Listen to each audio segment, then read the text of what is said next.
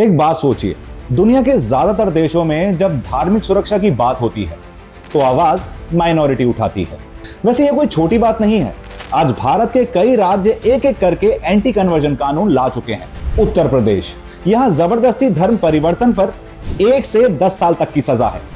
The Indian express की जांच के अकॉर्डिंग सितंबर 2025 तक सिर्फ 5 मामले पूरी ट्रायल तक पहुंचे और नतीजा, पांचों को कोई सजा नहीं हुई। एक बात सोचिए, दुनिया के ज्यादातर देशों में जब धार्मिक सुरक्षा की बात होती है तो आवाज माइनॉरिटी उठाती है, लेकिन भारत में एक अलग ही तस्वीर है। यहां एंटी कन्वर्जन कानून की सबसे ज्यादा मांग मेजॉरिटी यानी हिंदुओं से आती है।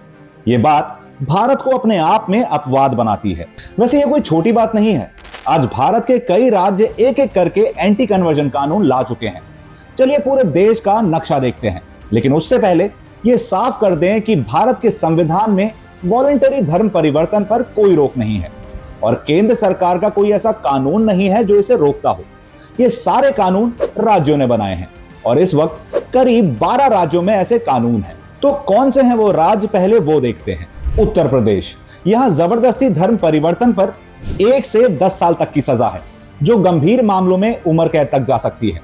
और शादी अगर सिर्फ धर्म परिवर्तन के लिए की गई हो तो उसे रद्द किया जा सकता है। मध्य प्रदेश, छत्तीसगढ़, गुजरात, हिमाचल प्रदेश, झारखंड, उड़ीसा, उत्तराखंड, इन राज्यों में बल, धोखे, लोभ या लालच से किया गया धर्म परिवर्तन अपराध है।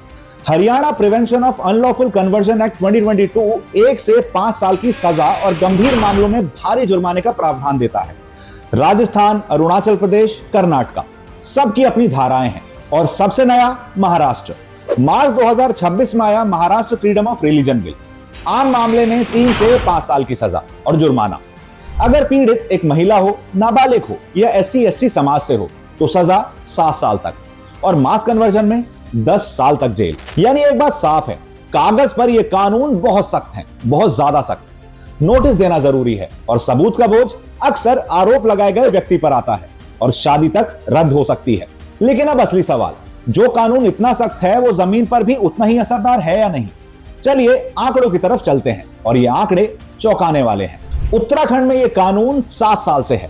द इंडियन एक्सप्रेस की जांच के अकॉर्डिंग सितंबर 2025 तक सिर्फ 5 मामले पूरी ट्रायल तक पहुंचे और नतीजा, पांचों को कोई सजा नहीं हुई, सभी आरोप मुक्त। कम से कम 7 मामले बीच में ही खत्म हो गए क्योंकि शिकायतकर्ता अपनी बात से पलट गए, सबूत पूरे नहीं थे या दबाव साबित ही नहीं हुआ। और यह सिर्फ उत्तराखंड की कहानी नहीं है। नंबर्स दिखाते हैं कि जितने मामले दर्ज होते हैं और जितनों में असल में सजा मिलती है, बीच का फासला बहुत बड़ा है। तो इसका मतलब क्या है? 2 बातें हो सकती हैं। या तो जांच ठीक से नहीं होती, सबूत जुटाए नहीं जाते, या फिर कहीं ना कहीं कुछ मामले बिना पूरे आधार के दर्ज हो जाते हैं। दोनों पक्षों की बात सामने रखनी जरूरी है। समर्थक कहते हैं कि यह कानून कमजोर लोगों को, महिलाओं को लोभ और धोखे से बचाने के लिए है, जबकि क्रिटिक्स का कहना है कि इसका इस्तेमाल अक्सर निशाना बनाने के लिए किया जाता है और सजा शायद ही कभी मिलती है। देखो, कानून की ताकत उसके शब्दों में नहीं, उसके नतीजों में होती है। जो कानून सिर्फ दर्ज होता है पर साबित नहीं, वो सिर्फ कागज पर शेर है, लेकिन जमीन पर बस एक सवाल।